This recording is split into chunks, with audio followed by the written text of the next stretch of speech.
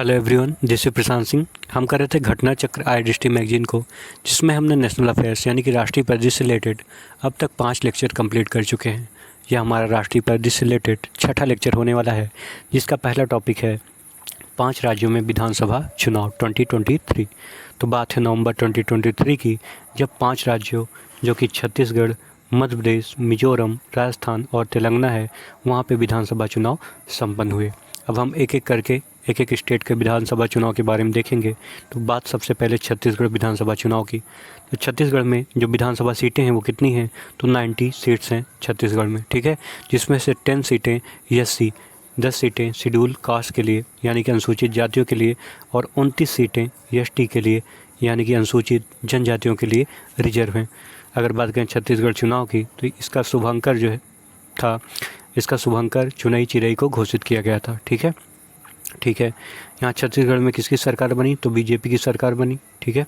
और छत्तीसगढ़ के CM कौन बने? तो विष्णुदेव साय बने, ठीक है। और ये जो विष्णुदेव साय हैं, ये पहले आदिवासी मुख्यमंत्री हैं। अगर व्यक्तिगत तौर पे देखें तो ये चौथे मुख्यमंत्री हैं छत्तीसगढ़ के, ठीक। कौन से मुख्यमंत्री हैं? 4th CM है, ठीक है। अब नेक्स्ट जो है मध्य प्रदेश विधानसभा चुनाव के बारे में बात करते हैं। तो मध्य प्रदेश में सबसे पहले देखते हैं विधानसभा सीटें कितनी हैं। तो 230 सीटें हैं, ठीक। जिसमें 35 सीटें अनुसूचित जातियों के लिए और 47 सीटें अनुसूचित जनजातियों के लिए रिजर्व हैं, ठीक। यहाँ पे किसने जीत दर्ज किया? तो यहाँ पे भारतीय जनता पार्टी ने जीत दर्ज की, ठीक है। और यहाँ के CM कौन बने? तो मोहन यादव यहाँ के CM बने। नेक्स्ट जो है वो है मिजोरम विधानसभा चुनाव। तो मिजोरम में विधानसभा सीटें कितनी हैं? तो 40 विधानसभा सीटें हैं, जिसमें 39 सीटें यानी कि एक सीट को छोड़ दिया जाए तो सारी की सारी सीटें अनुसूचित जनजातियों यानी कि ST के लिए रिजर्व हैं। कितनी सीटें? 39 सीटें ST के लिए रिजर्व हैं। बहुत इंपॉर्टेंट हो जाएगा ये, ठीक है। आगे देखते हैं यहाँ पे कौन से पार्टी ने जीत दर्ज की। तो यहाँ पे ZPM, जिसे जोरम पीपल्स मूवमेंट भी कहते हैं, तो ZPM ने जीत दर्ज की। और यहाँ के जो CM बने वो बने लाल दोहमा, जो कि मिजोरम के मुख्यमंत्री बने। और वो कौन से पार्टी से बिलोंग करते हैं? तो ZPM यानी कि जोरम्स पीपल्स मूवमेंट पार्टी से ही बिलोंग करते हैं, ठीक है। जो नेक्स्ट है, जो अगला स्टेट है, वो है राजस्थान विधानसभा चुनाव। यहाँ पे सीटें कितनी हैं? तो यहाँ पे जो टोटल सीटें हैं विधानसभा की वो 200 हैं, जिसमें से 34 सीटें SC के लिए और 25 सीटें ST के लिए रिजर्व हैं, ठीक है। यहाँ पे बात करें किसने जीत दर्ज की, तो यहाँ पे भारतीय जनता पार्टी ने जीत दर्ज की। और यहाँ के जो CM बने वो बने भजन लाल शर्मा। जो नेक्स्ट स्टेट है वो है तेलंगाना विधानसभा चुनाव से रिलेटेड, ठीक। तेलंगाना में टोटल कुल कितनी विधानसभा सीटें हैं? तो 119 सीटें हैं, जिसमें 19 सीटें SC के लिए और 12 सीटें ST के लिए रिजर्व हैं, ठीक। यहाँ पे कौन से पार्टी ने जीत दर्ज की? तो यहाँ पे कांग्रेस ने जीत दर्ज की, ठीक। और यहाँ के जो CM बने वो बने अनमुला रेवंत रेड्डी, ठीक। अनमुला रेवंत रेड्डी, और ये तेलंगाना के दूसरे नंबर के CM हैं, ठीक है। आगे देखते हैं जो अगला न्यूज़ है वो है मेरा युवा भारत से रिलेटेड। मेरा युवा भारत से रिलेटेड सबसे पहले इसके स्टैटिक पार्ट में थोड़ा सा देखते हैं। तो 15 अगस्त 2022 को भारत की स्वतंत्रता का 75वां वर्षगांठ मनाया गया, ठीक। इसके 25 साल बाद कौन सा वर्षगांठ आएगा? 100वां वर्षगांठ। तो 75 वर्षगांठ से लेके 100वें वर्षगांठ का जो अंतर है वो कितना है?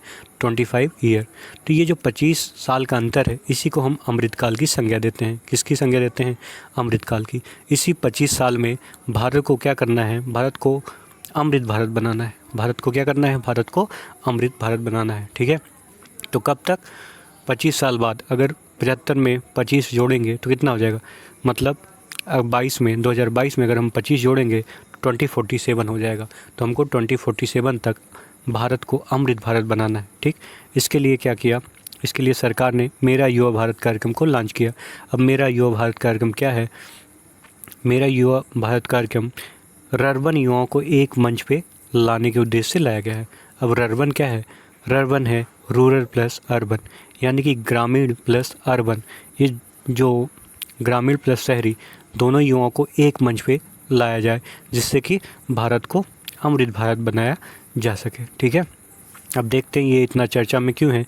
क्योंकि 31 अक्टूबर 2023 का दिन था जब राष्ट्रीय एकता दिवस, ठीक। राष्ट्रीय एकता दिवस कब मनाया जाता है? तो 31 अक्टूबर 2023 राष्ट्रीय एकता दिवस के दिन सरदार वल्लभ भाई पटेल का जन्म हुआ था, ठीक। तो 31 अक्टूबर 2023 को नई दिल्ली स्थित कर्तव्य पथ पर, ठीक, मेरा भारत, मेरा युवा भारत या माई भारत मंच का शुभारंभ किया गया। ठीक है, अगर बात करें मेरा युवा भारत की, तो यह युवा कार्यक्रम और खेल मंत्रालय के तहत एक ऑटोनॉमस बॉडी है, एक स्वायत्त निकाय है। ठीक है, इसमें कौन से युवा शामिल किए जाएंगे, तो जो 15 से 29 वर्ष के युवा हैं उन्हीं को शामिल किया जाएगा। ठीक है, और यह एक फिजिटल मंच है। फिजिटल क्या होता है, फिजिकल प्लस डिजिटल से मिलकर बना है, यानी कि यह एक फिजिकल प्लस डिजिटल मंच का समावेश है। ठीक है, नेक्स्ट अगला जो न्यूज़ है वह आज़ादी के अमृत महोत्सव का समापन।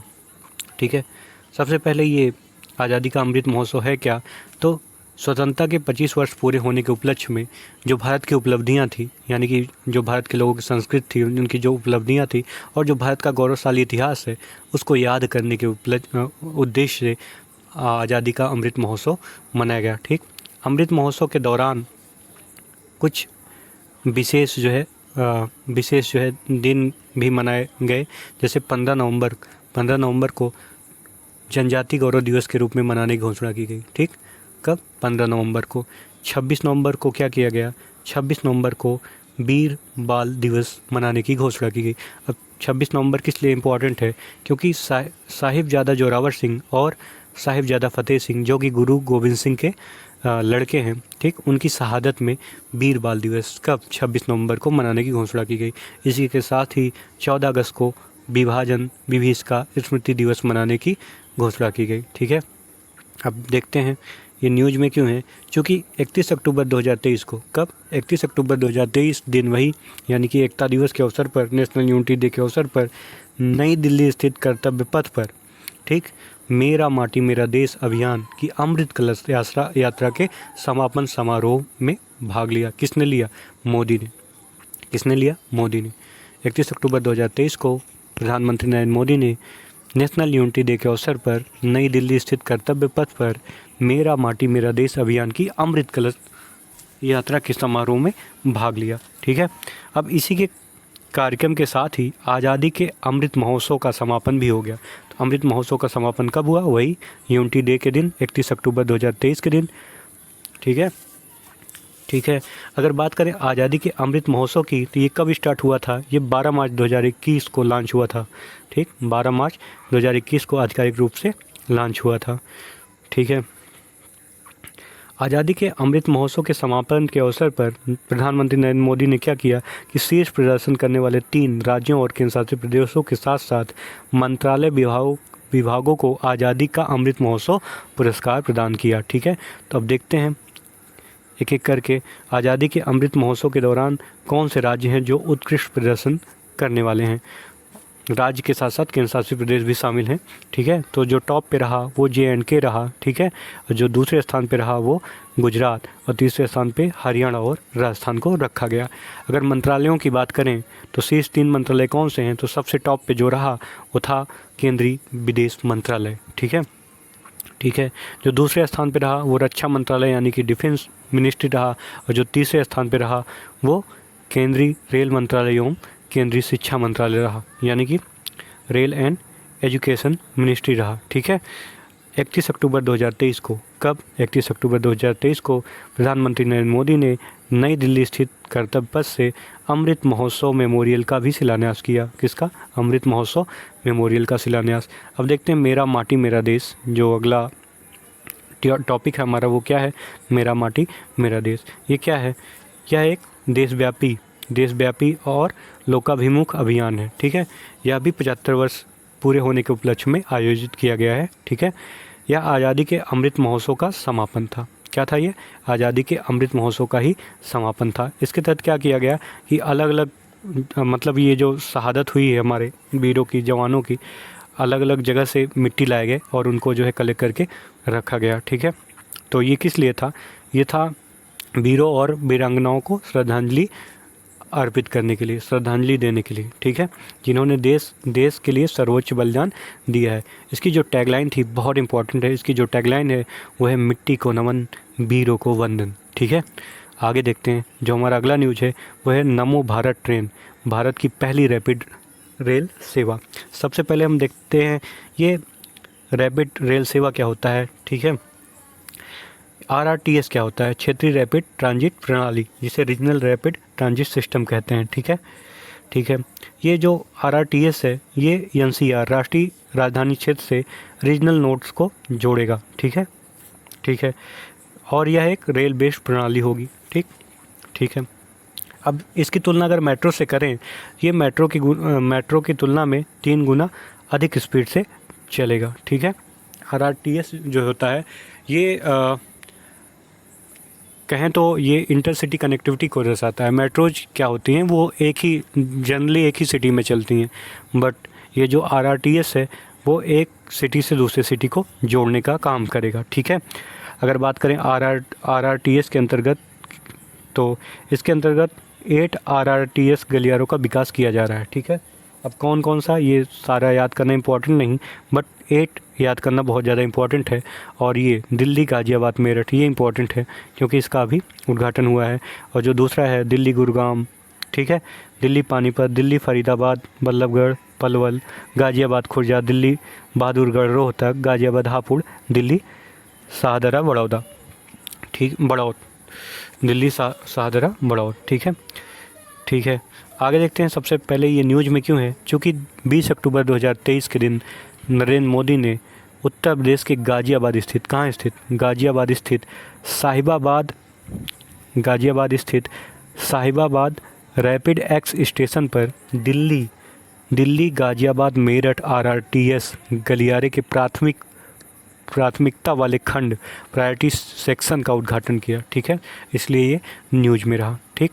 तो इसी के साथ ही उन्होंने भारत की पहली रैपिड रेल सेवा नमो भारत ट्रेन को राष्ट्र को समर्पित किया, ठीक है। ठीक है, अब देखते हैं इसके बारे में।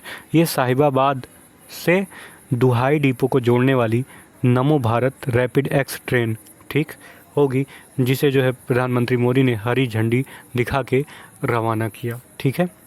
ठीक है, इसी के साथ ही ये भारत में RRTS का शुभारंभ हो गया, ठीक। अगर बात करें RRTS की, तो इसकी जो लंबाई है वो इम्पॉर्टेंट हो जाती है, क्योंकि ये पहली है इसलिए इसकी लंबाई इम्पॉर्टेंट हो जाती है। इसकी जो लंबाई है वह 82.15 किलोमीटर, ठीक है। इसका जो डिज़ाइन स्पीड है वो कितना है, 180 किलोमीटर पर आवर, बट इसकी ऑपरेशनल स्पीड है 160 किलोमीटर पर आवर। अब क्यों, जिस स्पीड पर डिज़ाइन किया रहेगा, जाहिर सी बात है उससे थोड़ा कम स्पीड पे ऑपरेट करेंगे तो ज़्यादा अच्छा होगा। तो ऑपरेशनल स्पीड कितनी है, 160 किलोमीटर पर आवर, और जो इसकी एवरेज स्पीड है वो कितनी है, तो 100 किलोमीटर पर आवर, ठीक है। जो नेक्स्ट न्यूज़ है वह है गंगे डॉल्फिन उत्तर प्रदेश का जलीय जीव। तो जो गंगेटिक डॉल्फिन है उसे उत्तर प्रदेश का जलीय जीव घोषित किया गया। हमने डॉल्फिन के बारे में पीछे भी पढ़ रखा है, ठीक। तो जो चीज़ें पढ़ रखे हैं उसे हम स्किप करना चाहेंगे। गंगेटिक डॉल्फिन में डॉल्फिन के बारे में ही हम देखेंगे। ये जो गंगा डॉल्फिन है इसे हम टाइगर ऑफ गंगा, ठीक, टाइगर ऑफ गंगा भी बोलते हैं। डॉल्फिन के बारे में पीछे भी हम पढ़ चुके हैं कि ये जो है स्तनधारी होते हैं, एक मैमल होते हैं, ठीक, हाँ, और ये अंधे होते हैं, ठीक, ये ब्लाइंड होते हैं। अगर ये ब्लाइंड होते हैं तो ये शिकार कैसे करते हैं, ये एक अल्ट्रासोनिक साउंड वेव निकालते हैं, ठीक। ये वेव जाता है किसी शिकार, मानो कोई शिकार है तो वहाँ से टकराता है और वापस आता है, तो इसी के थ्रू जो है ये मान लो डॉल्फिन है, ये डॉल्फिन जान जाती है कि हमारा शिकार यहाँ है, फिर वो शिकार करती है, ठीक है। आगे चलते हैं, ठीक। हाँ, अभी ये न्यूज़ में क्यों है, क्या चल रहा है, इसके बारे में देखते हैं। अक्टूबर 2023 की बात है जब उत्तर प्रदेश सरकार के वन विभाग ने, ठीक, गंगेटिक डॉल्फिन को जलीय जीव के रूप में मान्यता दे दी, ठीक। ठीक है, अगर बात करें गंगेटिक डॉल्फिन की, ठीक, गंगा नदी डॉल्फिन की, तो नेशनल एक्वेटिक एनिमल के रूप में इसे कब अधिसूचित किया गया था, एग्जाम में क्वेश्चन पूछ सकता है। नेशनल एक्वेटिक एनिमल के रूप में इसे 2010 में अधिसूचित किया गया था। ये डेट इम्पॉर्टेंट है, 2010 डेट नहीं, सन, ठीक है। ठीक है, असम का क्या रिलेशन है गंगेटिक डॉल्फिन से, तो असम सरकार ने स्टेट एक्वेटिक एनिमल इसे घोषित किया, ठीक। अपने राज्य का क्या घोषित किया, स्टेट एक्वेटिक एनिमल, राज्य का जलीय पशु, ठीक है। अब 2019 में पंजाब सरकार ने गंगेटिक को नहीं, सिंधु नदी की डॉल्फिन को राज्य का जलीय पशु घोषित किया, ठीक है। ठीक है, इससे रिलेटेड भी न्यूज़ जान गए हम, ठीक। आगे देखते हैं। यूपी की बात कर ही रहे हैं तो यूपी का जो स्टेट फिश है उसे जान लेते हैं। तो यूपी का जो स्टेट फिश है वो है चितला। ठीक है, तो एग्जाम में क्वेश्चन पूछ सकता है यूपी का स्टेट फिश कौन है, तो चितला को यूपी का स्टेट फिश बोलते हैं। ठीक, बीपीएससी भी आने वाला है। तो अगर बात करें बिहार के स्टेट फिश की तो देसी मांगुर बिहार का स्टेट फिश है। ठीक है, ठीक है, आगे देखते हैं। गैंगेटिक डॉल्फिन हम पढ़ रहे थे, तो गैंगेटिक डॉल्फिन का क्या स्टेटस है। IUCN में अगर इसका स्टेटस देखें तो ये इंडेंजर्ड कैटेगरी में लाई करता है। कौन सी कैटेगरी में, इंडेंजर्ड। ठीक, अगर वाइल्ड लाइफ प्रोटेक्शन एक्ट 1972 की बात करें, यानी कि वन्य जीव संरक्षण अधिनियम वाइल्ड लाइफ प्रोटेक्शन एक्ट 1972 की बात करें तो यह एक शेड्यूल 1 में लाई करता है। और साइट्स की बात करें, यानी convention on international trade in endangered species of wild fauna and flora की बात करें तो ये अपेंडिक्स 1 में लाई करता है। ठीक है, नेक्स्ट न्यूज हमारा है घोल मछली से रिलेटेड। तो घोल मछली को गुजरात की राज्य मछली के रूप में नामित किया गया, घोषित किया गया। ठीक है, ठीक है, आगे देखते हैं। घोल मछली के बारे में थोड़ा देखते हैं। ये भारत में पाई जाने वाली सबसे बड़ी मछलियों में से एक है। हमने कहा सबसे बड़ी मछली नहीं है, सबसे बड़ी मछलियों में से एक है। ठीक है, और यह गोल्डन ब्राउन कलर का होता है, इसलिए हम इसे गोल्ड फिश भी कहते हैं। ठीक है, ठीक है, आगे देखते हैं कुछ चीज़ें। ठीक, ये जो विक्रमशिला गंगा डॉल्फिन अभयारण्य है ये कहाँ स्थित है, ये भागलपुर बिहार में स्थित है। ठीक है, ठीक है, नेक्स्ट न्यूज, जो अगला न्यूज है वो है भारतीय भेषज संहिता आयोग। ठीक है, आगे देखते हैं वाई इन न्यूज, ये न्यूज में क्यों है। चूँकि 3 से 4 अक्टूबर 2023 को PDG की वार्षिक बैठक हुई, कहाँ पे हुई, हैदराबाद में। ठीक, और PDG मतलब फार्माकोपियल वार्ता समूह, फार्माकोपियल डिस्कशन ग्रुप। ठीक है, इसकी एक बैठक हुई, कहाँ पे हुई, हैदराबाद। इम्पॉर्टेंट बात ये है कि अमेरिका, यूरोप और जापान के बाहर आयोजित होने वाली ये जो PDG की बैठक है ये हैदराबाद में जो हुई है, ये पहली बैठक, ऐसी बैठक है जो कि अमेरिका, यूरोप और जापान के बाहर, ठीक है, हुई है। अगर बात करें इस बैठक की, तो इस बैठक में इम्पॉर्टेंट क्या है हमारे लिए, तो इस बैठक में भारतीय भेषज संहिता आयोग को PDG के अस्थाई सदस्य के रूप में शामिल किया गया है। ठीक है, तो हमारे लिए प्रॉफिट क्या हुआ कि भारतीय भेषज संहिता आयोग को PDG के अस्थाई सदस्य के रूप में शामिल किया गया।